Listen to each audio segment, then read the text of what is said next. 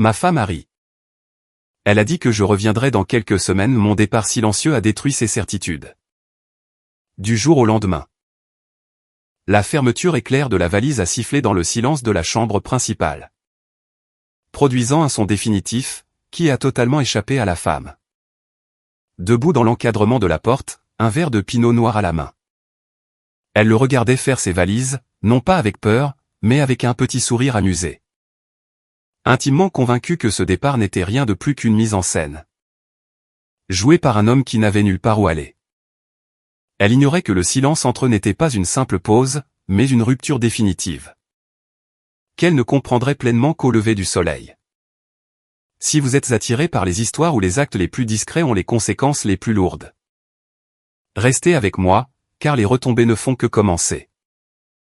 La valise, posée sur le lit, était ouverte, telle une bouche béante avalant les 10 dernières années de la vie de Julien. Il pliait ses chemises avec cette même précision mécanique, celle qu'il utilisait pour dessiner les plans de pont suspendus. Plié, bordeur, lissé. Il ne claquait pas les tiroirs. Il ne jetait pas les cintres. Le seul bruit, dans la vaste chambre principale, était le crépitement rythmé de la pluie contre les immenses baies vitrées de leurs pentouses de Chicago, et le tintement des glaçons, dans le verre d'Helena. Elle était adossée au cadre de la porte, la soie de son peignoir s'accumulant autour de ses chevilles. Elle était belle, de la même façon qu'une tempête est belle, vue de loin. Captivante, mais dangereuse, si l'on s'y retrouve pris au piège. « Tu prends le pull gris ?»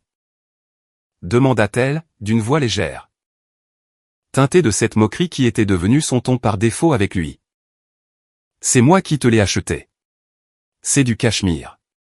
Tu vas le ruiner en une semaine. Si je ne suis pas là pour te dire comment le laver. » Julien ne leva pas les yeux. Il posa le pull au sommet d'une pile de jeans.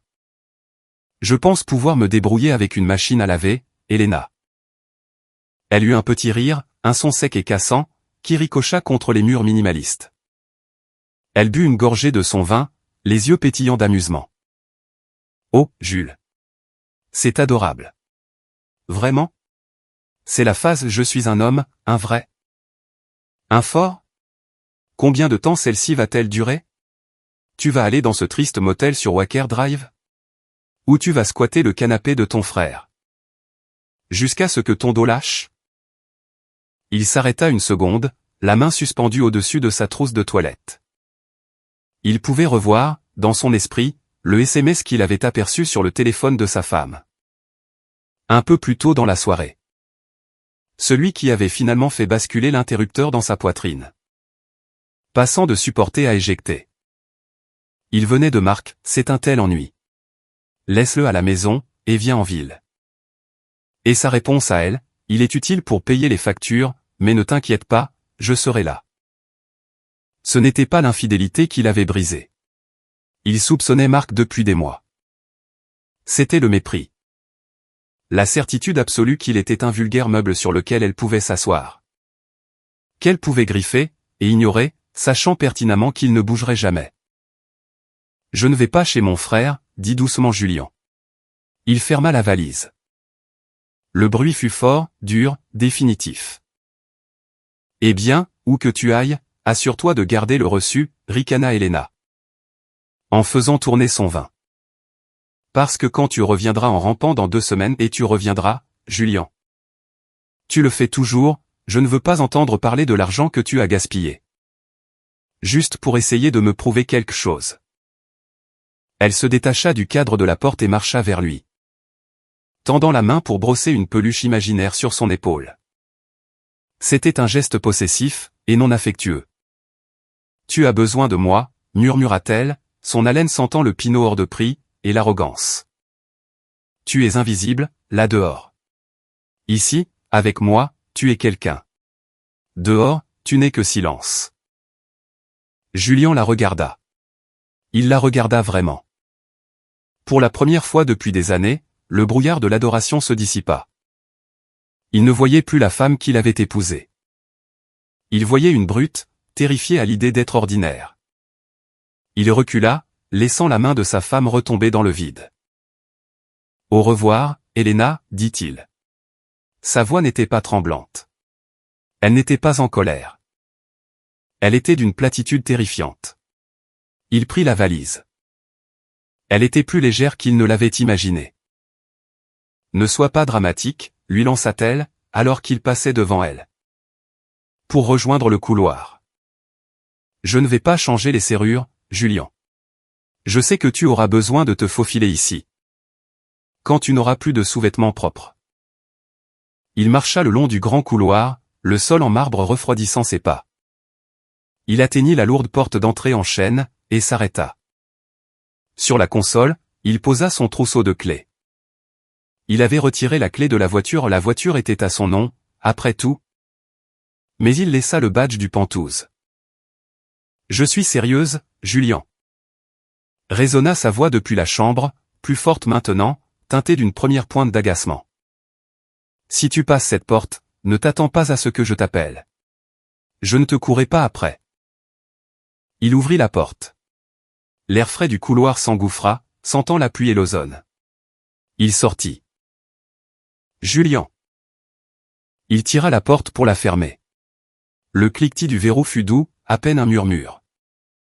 C'était le bruit le plus faible qu'il ait fait de toute la journée. Pourtant, cela résonna comme le coup de marteau d'un juge. Il marcha jusqu'à l'ascenseur, appuya sur le bouton, et attendit. À l'intérieur de l'appartement, Elena se servit un autre verre de vin, en secouant la tête. 2 semaines, marmonna-t-elle à la pièce vide, gloussant pour elle-même. Je lui donne 10 jours. Elle ignorait qu'il y a 10 minutes, Julian avait transféré le reste de ses économies personnelles vers un nouveau compte. Elle ignorait que le loyer de cet appartement devait être payé dans 3 jours. Et qu'il avait annulé le prélèvement automatique. Elle pensait assister à une simple pause. Elle ne réalisait pas qu'elle venait de regarder le générique de fin. L'enseigne au néon du Lakeside Motor Inn bourdonnait avec un bruit électrique mourant. Clignotant selon un rythme qui faisait palpiter la migraine de Julian, juste derrière ses yeux. La chambre sentait le nettoyant industriel au citron, et des décennies de fumée de cigarettes froides. Que toute la volonté du monde ne pourrait effacer. C'était un contraste brutal et violent, avec le parfum de bois de santal et de linge frais. Qui imprégnait le Penthouse qu'il avait quitté il y a moins d'1 heure. Julian s'assit sur le bord du matelas rigide, les mains tremblantes. L'adrénaline, qui l'avait propulsé vers la porte, dans l'ascenseur, puis dans sa voiture, s'était évaporée, le laissant complètement vide. Il se pencha en avant, les coudes sur les genoux, et enfouit son visage dans ses mains. Son estomac se retourna. Il se précipita vers la salle de bain exiguë. Atteignant à peine les toilettes avant d'avoir des hauts le cœur. Son corps essayant de purger la toxicité des 10 dernières années, en un seul spasme violent. Quand il se lava enfin le visage, le reflet, dans le miroir taché, ressemblait à un inconnu. Pâle, les yeux écarquillés, et terriblement seul. Il l'avait fait. Il était vraiment parti. Le silence dans la pièce était absolu, brisé seulement par les passages occasionnels des voitures. Sur la chaussée mouillée, à l'extérieur. Ce n'était pas encore paisible. C'était assourdissant. Il attrapa son téléphone, un réflexe fantôme pour donner des nouvelles. Pour dire qu'il était en sécurité, mais son pouce plana au-dessus du nom de sa femme. Avant qu'il ne jette l'appareil sur le lit. À l'autre bout de la ville, l'atmosphère était électrique. Elena était assise en bout de table au mire, l'éclairage y était chaleureux et flatteur. Le bruit ambiant formait une couverture confortable, faite de jazz et de tintements de couverts. Un serveur versa une 2e bouteille de Syrah, pour la table. Alors, il est juste parti ? Demanda Sarah, les yeux écarquillés, se penchant par-dessus son rosado. Juste comme ça ? Elena rit, agitant la main d'un air dédaigneux, tout en ajustant la bretelle de sa robe. Je t'en prie. Sarah. Je lui ai dit que j'avais besoin d'espace. Tu sais comment est Julian. Il s'accroche. Ça devenait étouffant. Elle but une gorgée de vin, le mensonge ayant un goût doux et suave sur sa langue. Je lui ai dit de prendre quelques semaines, d'aller se retrouver. Franchement ? C'est un soulagement d'avoir l'appartement pour moi toute seule. Je peux enfin respirer. Sans que quelqu'un me demande si j'ai bien pensé à éteindre les lumières. La tablée s'esclaffa. C'étaient ses amis à elle pour la plupart, des gens qui s'épanouissaient dans son orbite. Attirés par sa gravité. Ils ne connaissaient pas Julien. Pas vraiment. Pour eux, il n'était que l'homme silencieux, celui qui tenait le sac d'Elena lors des galas. Ou qui les conduisait chez eux, quand ils avaient trop bu. « Mais tu n'es pas inquiète ?» demanda Chloé, la plus jeune du groupe, avec hésitation. « Je veux dire, il pleut. Où est-il allé ?» Elena leva les yeux au ciel, d'un air enjoué. « Il est probablement chez son frère en banlieue, à se morfondre. Ou dans un hôtel quelconque. Julien ne fait pas dans l'imprévisible. Ou dans la folie. Il a sûrement un tableur pour ça, j'en suis certaine. » Son téléphone vibra sur la table. Un message de Marc, la voix est libre. Un frisson la parcourut. C'était ce qu'elle voulait. De l'excitation, du danger, une vie libérée de la stabilité oppressante de Julien. Elle répondit, pas ce soir. Soirée fille. Mais très vite. Elle regarda autour du restaurant, ressentant une vague de puissance. Elle avait gagné. Elle avait l'appartement, la carrière, l'amant, et la liberté. Julien n'était qu'un inconvénient mineur, il avait été temporairement relogé. De retour au motel, Julien était allongé dans le noir, fixant une tache d'humidité sur le plafond. Il se sentait minuscule. Les draps du lit étaient rugueux contre sa peau. Il se demandait si Elena avait seulement remarqué le calme de l'appartement, pour le moment. Il se demandait si elle le cherchait. Il ferma les yeux, forçant sa respiration à ralentir, inspirer, expirer. Il ignorait qu'à des kilomètres de là, Elena levait son verre, pour porter un toast. À la clarté, annonça-t-elle, avec un sourire éblouissant. Et à l'élimination des poids morts. Les verres trinquèrent. Le son était brillant, et fragile. Dans la chambre du motel, le téléphone de Julien vibra une fois, avec une notification de la banque. Paiement récurrent annulé. Loyer Saint-Saëns Lakeshore Drive. Il ne la regarda pas. Il tomba finalement dans un sommeil agité, pendant que la pluie continuait de laver la ville. Le soleil matinal frappa le trottoir de Michigan Avenue. Avec un éblouissement qu'Elena ressentit comme une attaque personnelle. Derrière ses lunettes de soleil surdimensionnées, son crâne palpitait. Un souvenir persistant des 3 bouteilles de vin, partagées avec les filles la veille. Elle ajusta son foulard en soie, se convainquant que la nausée n'était due qu'à la déshydratation. Et non au fait que c'était le symptôme de l'espace vide, de l'autre côté du lit. Avec lequel elle s'était réveillée. Elle avait besoin d'un petit remontant, pas seulement d'un café, mais d'une récompense. Une célébration de sa nouvelle ère. Elle entra chez Lure, une boutique qui sentait la bergamote et l'exclusivité. Elle passa 20 minutes à flâner, choisissant un flacon de parfum importé. Qui coûtait plus cher que la mensualité de la voiture de la plupart des gens. C'était frivole, inutile. Et c'était exactement le genre d'achat que Julien aurait tranquillement remis en question. Avant de calculer leur taux d'épargne mensuel. Cette simple pensée la fit sourire. Elle posa le lourd flacon en verre sur le comptoir. Juste ça, dit Elena, lançant son sourire emblématique à la vendeuse. Une jeune femme qui la regardait avec une envie bien répétée. Elena sortit la lourde carte platine, celle du compte joint. Elle la tapota contre le terminal, avec un geste élégant de son poignet manucuré. Bip. Une sonnerie dure et dissonante coupa la musique douce et ambiante. Laissez-moi réessayer, dit Elena, son sourire se crispant au coin des lèvres. Elle inséra la puce cette fois-ci. Bip. Transaction non autorisée. L'expression de la vendeuse passa de l'envie à la pitié, en un battement de cils. Il est écrit « Ne pas honorer, madame ». Avez-vous une autre carte? Elena sentit une bouffée de chaleur grimper le long de son cou. C'est ridicule. Mon mari a probablement déclenché une alerte à la fraude. Il voyage. Elle rit, mais le son semblait creux. Elle fouilla dans son sac à main pour trouver sa carte personnelle. Celle avec un plafond nettement inférieur, et qu'elle utilisait rarement. Le paiement fut accepté, mais la victoire était vide. Alors qu'elle sortait avec le sac, le poids du parfum ressemblait à celui d'une brique. Mesquin, pensa-t-elle. Il a bloqué la carte. Quel gamin. Elle envoya un SMS à Julian, gelez les cartes. Sérieusement? Grandis un peu. Le message s'afficha comme distribué. Aucune confirmation de lecture. Elle est là un taxi, soudain trop fatigué pour marcher les quelques pâtés de maison restants. Lorsque le taxi s'arrêta devant l'allée circulaire des résidences Langham. Elle s'attendait aux salutations habituelles d'Henri. Le portier qui les connaissait depuis 5 ans. D'habitude, il ouvrait la porte, et lui demandait comment s'était passée sa semaine. Aujourd'hui, Henri se tenait raide, près des portes tournantes. Il ne souriait pas. Il avait l'air mal à l'aise, balançant son poids d'un pied à l'autre, à son approche.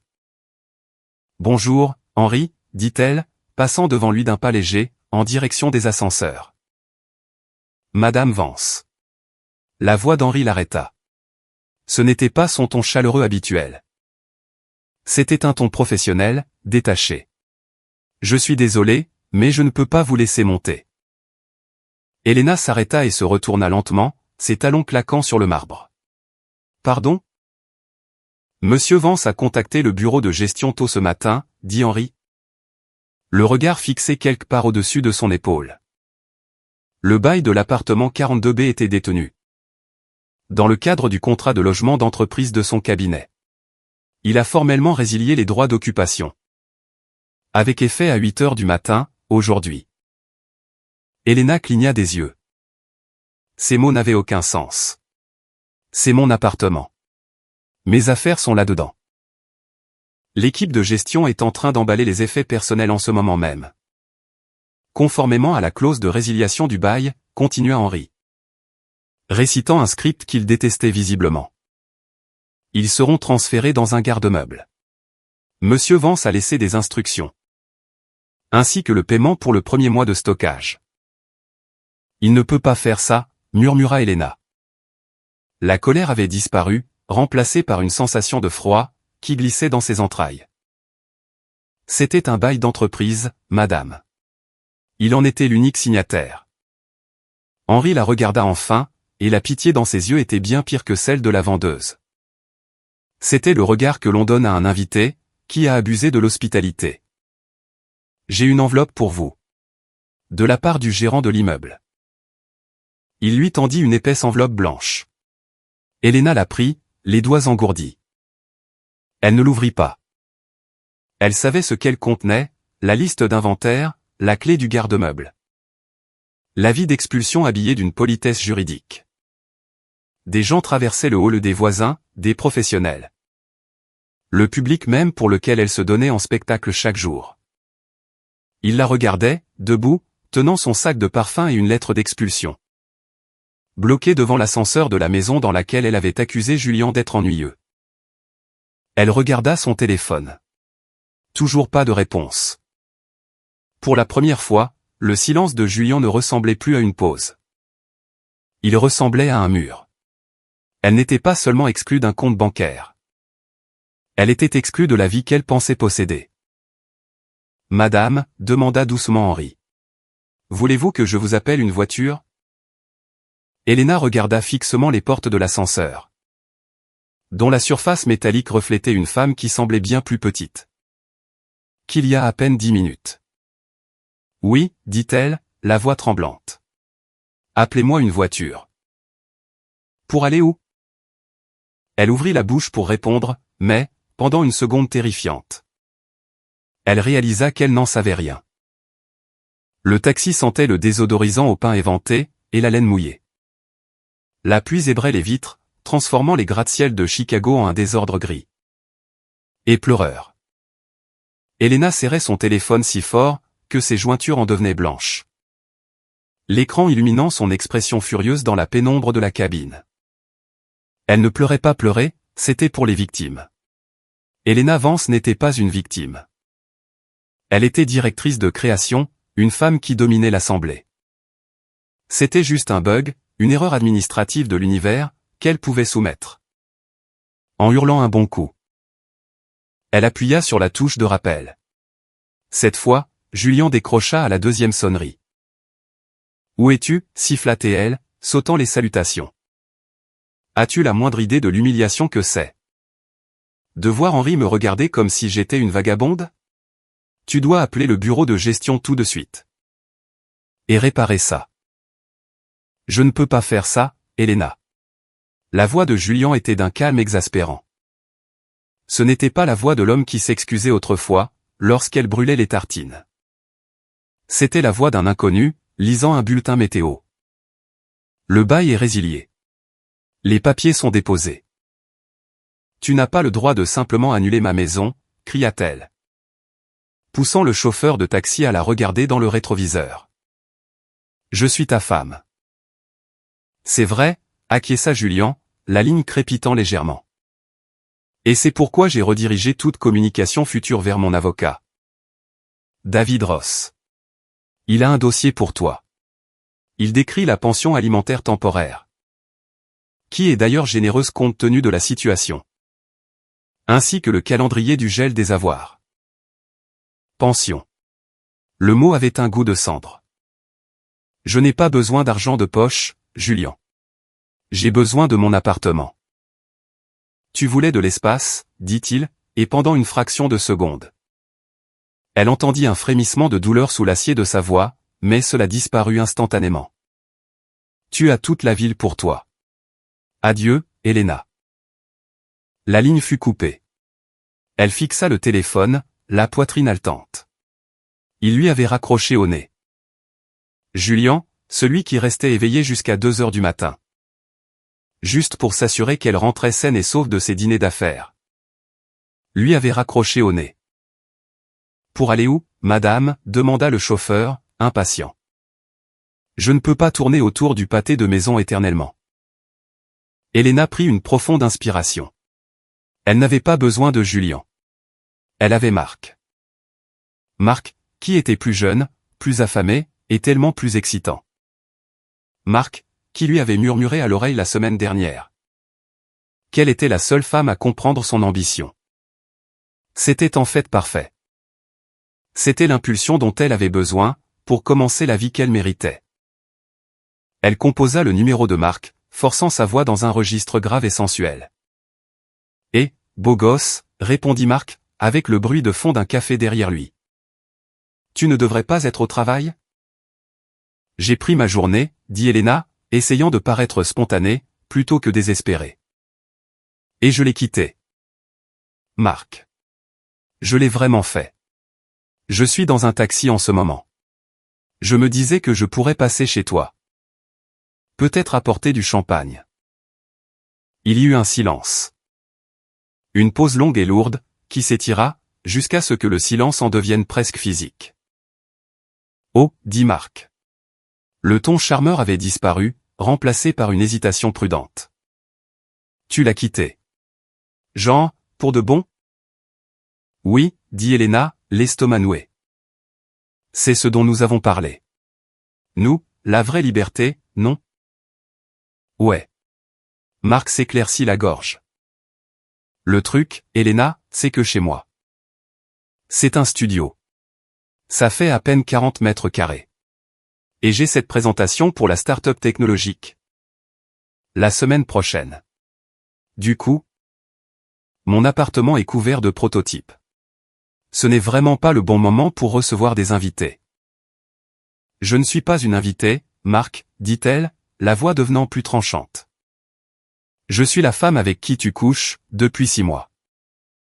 Je sais, dit-il rapidement, battant en retraite. Mais c'est soudain. Je veux dire, toi qui quittes ton mari, c'est beaucoup de drame. Elena. Je viens juste de lancer mon entreprise. Je ne peux vraiment pas être traîné dans un divorce houleux. Les frais d'avocat. Les ex-maris en colère. C'est une complication juridique. Le mot resta suspendu en l'air. Complication. J'ai juste besoin d'un endroit pour quelques nuits, dit-elle, détestant la note suppliante qui se glissait dans son ton. Je pense que tu devrais probablement prendre une chambre d'hôtel, dit Marc, la voix détachée. Remets-toi les idées en place. Allons boire un verre la semaine prochaine. Quand la poussière sera retombée. D'accord? Il n'attendit pas de réponse. Je dois filer. Rendez-vous client. Clic. Elena baissa le téléphone. La pluie martelait plus fort le toit du taxi. Elle avait abattu ses cartes avec une certitude absolue, convaincue de détenir tous les as. Mais Julien avait raflé la mise, et Marc venait de se coucher. Madame, demanda à nouveau le chauffeur, à bout de patience. J'ai besoin d'une destination. Elena regarda la ville, grise et hostile. Elle n'avait pas de clé. Elle avait une carte de crédit refusée. Elle avait un mari qui ne voulait plus lui parler, et un amant qui refusait de lui ouvrir sa porte. Roulez, tout simplement, murmura-t-elle. Emmenez-moi au Hyatt de O'Hare. C'était l'hôtel près de l'aéroport. C'était classique, sans âme, et loin du centre-ville. C'était le seul endroit où sa carte de crédit personnel pourrait encore avoir un plafond suffisant. Pour un séjour de 2 nuits.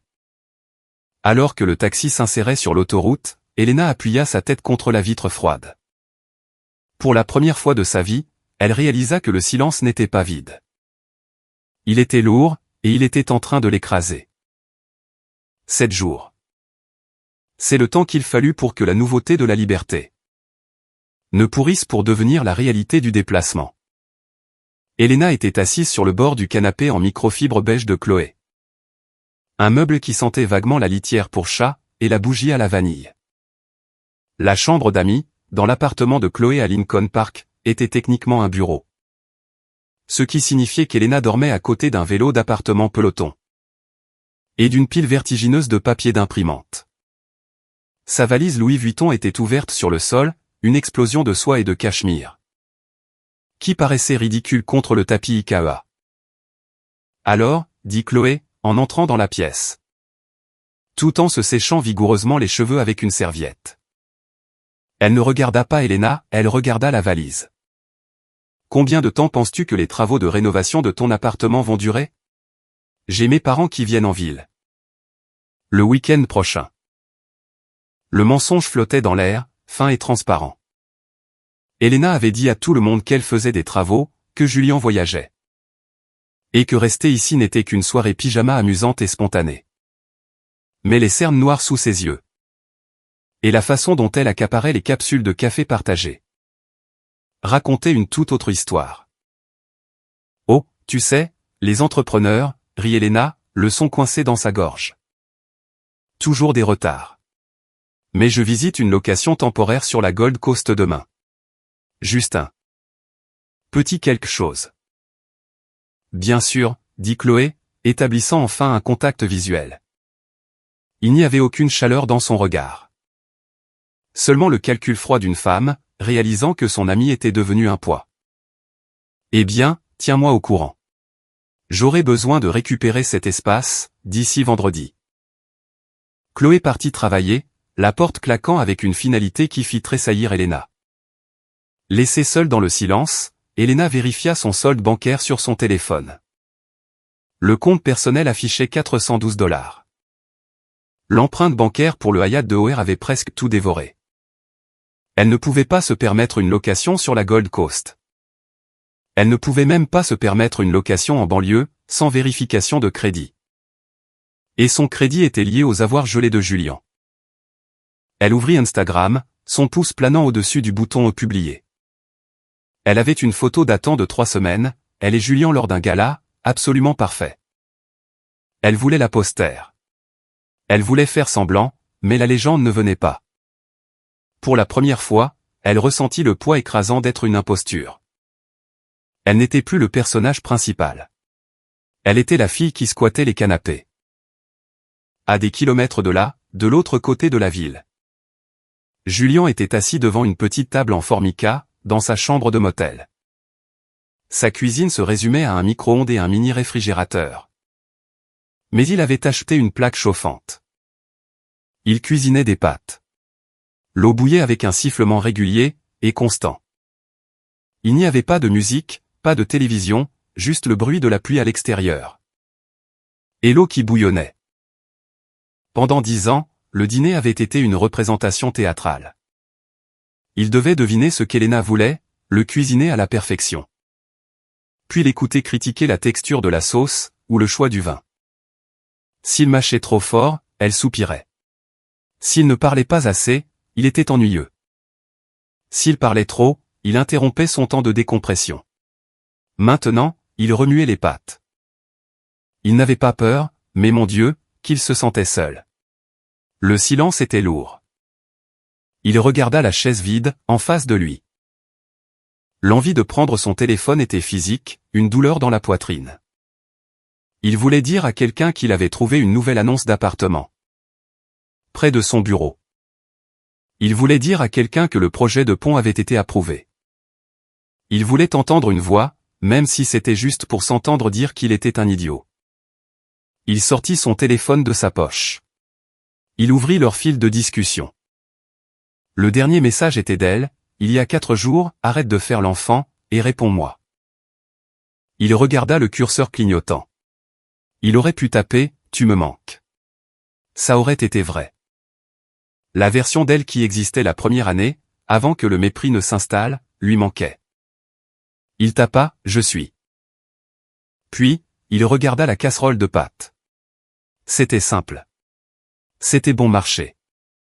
Et il allait les manger, sans que personne ne lui dise que c'était pathétique.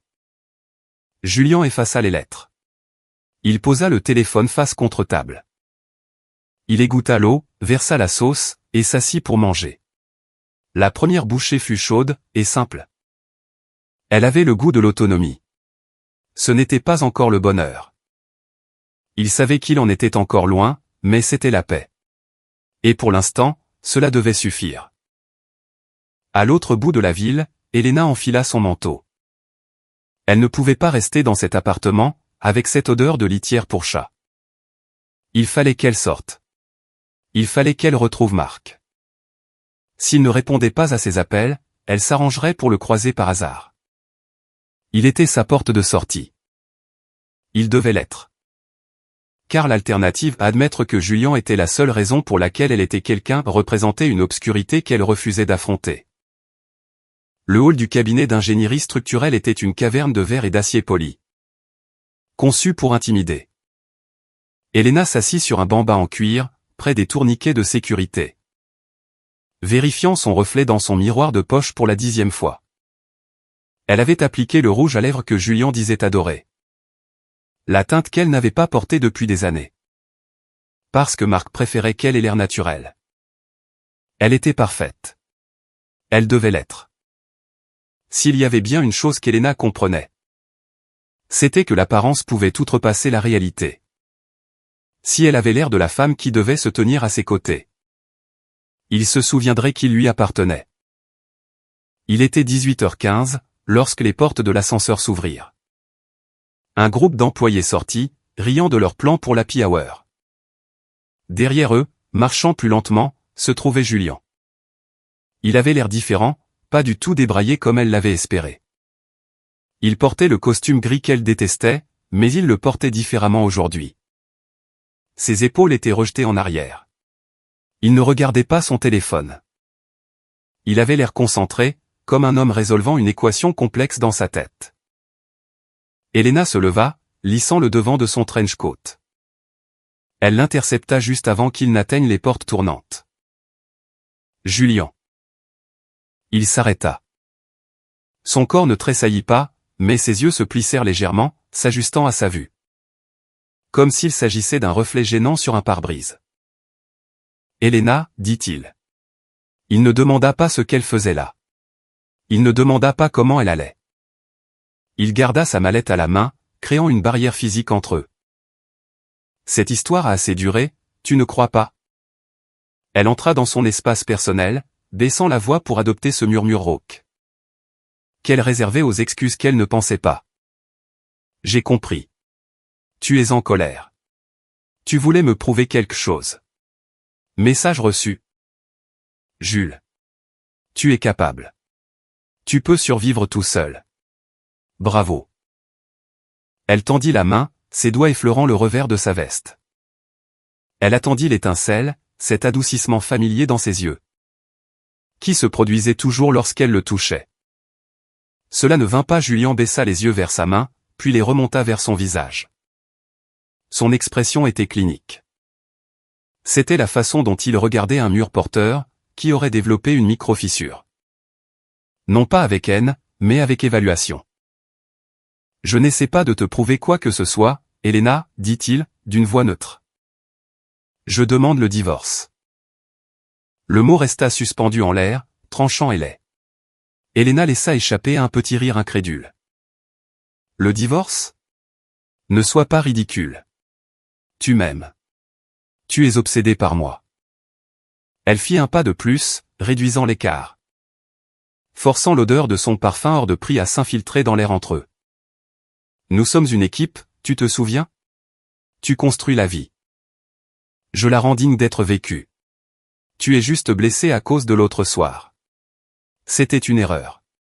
Un moment de faiblesse. » Ce n'était pas un moment, la corrigea Julien. C'était une habitude. Et ce n'était pas une erreur. C'était un choix. D'accord, très bien. C'était un choix. Sa voix s'éleva, fissurant son vernis de calme. Les gens dans le hall commençaient à regarder. Elle baissa à nouveau la voix, désespérée. « Mais je te choisis, toi. Maintenant. Ça ne compte pas ? Je suis là. Je te demande de rentrer à la maison. Je te laisserai même choisir le restaurant pour le dîner. On peut aller dans ce restaurant italien que tu aimes. Celui qui est calme. » Elle lui offrait des miettes de ses propres préférences. Comme s'il s'agissait de récompenses grandioses. Julien la regarda vraiment, et sentit une sensation étrange l'envahir. C'était de la pitié. Il vit le léger tremblement de ses mains. Il vit la peur, cachée derrière l'arrogance. Il réalisa soudainement qu'elle n'était pas là parce qu'il lui manquait. Elle était là parce que ses cartes de crédit étaient refusées. Elle était là parce que Marc n'avait pas répondu au téléphone. « Je ne veux pas aller au restaurant italien, » dit doucement Julien. « Alors où ?» exigea-t-elle, les yeux grands ouverts. « Où veux-tu aller ? » « Je veux retourner dans ma chambre de motel, » dit-il. Seul. Il la contourna. Ce fut un mouvement simple, mais cela ressembla à une démolition. Elena lui attrapa le bras, ses ongles s'enfonçant dans le tissu de son costume. « Tu ne peux pas me laisser ici. » « Julien. Je n'ai nulle part où aller. Chloé me met à la porte. Mes cartes ne marchent pas. Tu as une responsabilité envers moi. » Il s'arrêta et retira doucement, mais fermement, la main de sa femme de son bras. « J'ai abandonné cette responsabilité à la minute où tu t'es moqué de moi, quand je suis parti. » dit-il. « Tu as dit que je reviendrais en rampant dans quelques semaines. Ça fait 8 jours, Elena. Et je continue de m'éloigner. » Il se retourna et poussa la porte tournante. Elena resta figée dans le hall. Le courant d'air froid, provenant de la porte rotative, lui frappa le visage. Elle le regarda marcher sous la pluie, ouvrir son parapluie, et disparaître dans la soirée grise. Elle attendit qu'il se retourne. Elle attendit un SMS. Elle attendit que le filet de sécurité apparaisse. Mais il n'y avait que le gardien de sécurité, qui la regardait avec une légère inquiétude. « Madame, demanda-t-il, attendez-vous une voiture ? » Elena fixa la rue vide. Le reflet dans la vitre montrait une femme en trench coat, portant du rouge à lèvres. Et n'ayant absolument nulle part où aller. L'éclairage à l'intérieur de l'aviary était tamisé. Conçu pour les secrets et les cocktails hors de prix. Elena entra, le menton haut. Malgré le fait qu'elle portait la même robe pour la 2e journée consécutive. Elle avait besoin d'une victoire. Elle avait besoin de s'asseoir dans une banquette avec Sarah et Chloé. De rire de l'incompétence des hommes. Et de se sentir à nouveau comme la protagoniste de sa propre vie. Elle les repéra dans le coin, au fond. Elles étaient penchées sur un téléphone, leurs visages illuminés par la lueur bleue de l'écran. « Salut » dit Elena, en se glissant sur le siège vide. Elle força une gaieté dans sa voix, qu'elle ne ressentait pas. Désolé pour le retard. Vous ne croiriez pas le drame que j'ai eu. Avec l'agent de location temporaire. La conversation s'arrêta net. Ce n'était pas un blanc naturel. C'était un crash. Sarah leva les yeux. Elle ne sourit pas. Elle ne fit pas signe au serveur pour commander un verre. Elle fit simplement glisser son téléphone, sur la table. Sur l'écran, il y avait une story Instagram. C'était Marc. Il était à une soirée de lancement, tenant une flûte à champagne. Son bras autour d'une jeune graphiste blonde de son cabinet. La légende disait, construire l'avenir avec les bonnes personnes. Pas de drame. Juste une vision. Il sort avec elle, dit Sarah, d'une voix atone. Et apparemment, il a dit à tout le monde que tu étais agressive. Que tu étais la cliente riche et plus âgée, qui ne voulait pas comprendre le message. Elena sentit le sang se retirer de son visage. C'est un mensonge. Il m'a supplié de quitter Julien. Est-ce que ça a de l'importance, demanda Chloé, en remuant son verre avec une paille. Elle n'avait pas l'air en colère. Elle avait l'air de s'ennuyer. L'histoire a fuité. Elle. Tout le monde sait que tu as trompé ton mari. Tout le monde sait que Julien t'a laissé sans rien. Et honnêtement, c'est assez épuisant d'être avec toi, en ce moment. Tu n'es que chaos. Le mot frappa Elena plus fort qu'une gifle. Chaos. Elle avait passé sa vie entière à soigner une image de perfection, sans aucun effort apparent. Je suis votre amie, murmura Elena, la voix tremblante. Tu étais notre amie, quand tu avais le pantouse et les relations, dit Sarah, sans méchanceté. Mais avec une honnêteté brutale. Maintenant, tu es juste un désastre que nous devons nettoyer. Et j'ai un vol pour Aspen demain matin. Je ne peux pas gérer ça. Sarah fit signe au serveur. L'addition, s'il vous plaît, séparée pour elle. Elena resta pétrifiée pendant qu'elle payait leurs notes, rassemblait leurs pochettes. Et sortait. Elle fut laissée seule sur la banquette, le bruit ambiant du bar montant autour d'elle. Comme la marée. Elle n'était plus la reine des abeilles. Elle était une mise en garde. À 5 kilomètres de là, la pluie s'était enfin arrêtée. Julien était assis sur le bord de son lit. Relisant le contrat de location pour un studio à Andersonville. C'était petit. C'était loin du centre-ville, mais il y avait une fenêtre qui donnait sur un jardin. Et le loyer était tout à fait gérable, avec son seul salaire. Son téléphone vibra sur la table de nuit. Il était 23h42. Il savait de qui il s'agissait. Le schéma était gravé dans ses os. C'était l'heure à laquelle elle rentrait généralement des événements, un peu éméchés. Et ayant besoin d'attention. Il prit le téléphone. Elena, j'ai peur. Elena. Tout le monde est parti. Je suis à l'aviarie. Je n'ai pas de voiture. Elena, s'il te plaît. Jules. Juste cette fois. Je ne sais pas quoi faire. Julien fixa les messages. Son pouce plana au-dessus du clavier. L'instinct était écrasant. Une attraction physique dans sa poitrine. Pendant 10 ans, son unique but avait été de réparer les choses pour elle. D'être son filet de sécurité. S'il y allait maintenant, il pourrait la récupérer. Elle pleurerait. Elle s'excuserait. Elle lui dirait qu'il était le seul homme bon qu'elle ait jamais connu. Il tapa, reste là. Je vais. Il s'arrêta. Il regarda les cartons à moitié remplis, dans sa chambre de motel. Il regarda le contrat de location du studio, son appartement. S'il allait la chercher, il ne la sauvait pas. Il encourageait l'arrogance même, qu'il avait détruit. Elle ne lui envoyait pas de messages parce qu'elle l'aimait. Elle lui envoyait des messages parce que son public avait quitté le théâtre. Et qu'elle avait besoin de quelqu'un pour la regarder jouer. Il se souvint de son rire dans la chambre, tu reviendras en rampant. Aller la chercher maintenant, ce serait ramper. Julien prit une profonde inspiration. L'air de la pièce était vicié, mais ses poumons se sentaient dégagés. Il effaça les lettres une par une. La promesse de la sauver disparut. Il ne la bloqua pas. Ce serait une réaction. À la place, il balaya la conversation vers la gauche, et appuya sur supprimer. Il posa le téléphone, éteignit la lampe, et s'allongea dans le noir.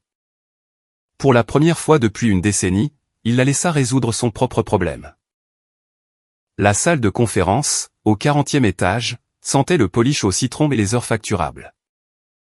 À l'extérieur des baies vitrées, Chicago baignait dans la lumière vive et impitoyable du début de l'hiver. La pluie grise, qui avait marqué la nuit du départ de Julian, avait disparu depuis longtemps. Remplacée par une clarté qui exposait chaque égratignure, sur la table en acajou.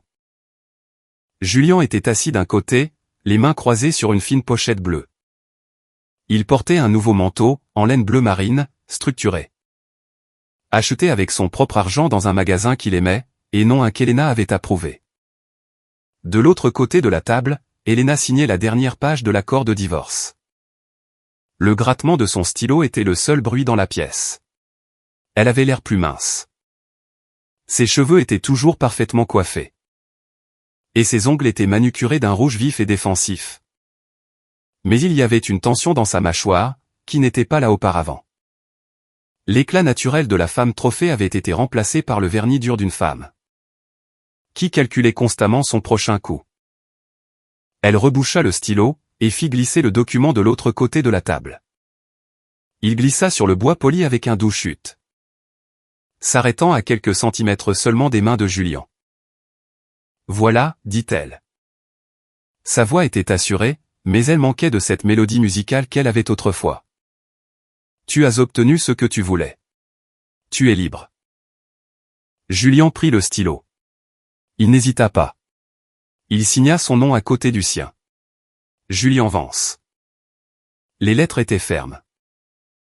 Il ne s'agissait pas de gagner, Elena, dit-il doucement, en fermant le dossier. Je t'en prie, railla-t-elle, le fantôme de son ancien sourire moqueur vacillant une seconde, avant de s'éteindre. Tu crois m'avoir donné une grande leçon? Je m'en sors très bien. Julian. J'ai mon propre appartement dans le West Loop. J'ai des perspectives. Elle ne précisa pas que l'appartement du West Loop était un studio qu'elle sous-louait à un ami d'amis, ni que ses perspectives se résumaient à de premiers rendez-vous avec des hommes qui la traitaient exactement de la même façon qu'elle avait traité Julian.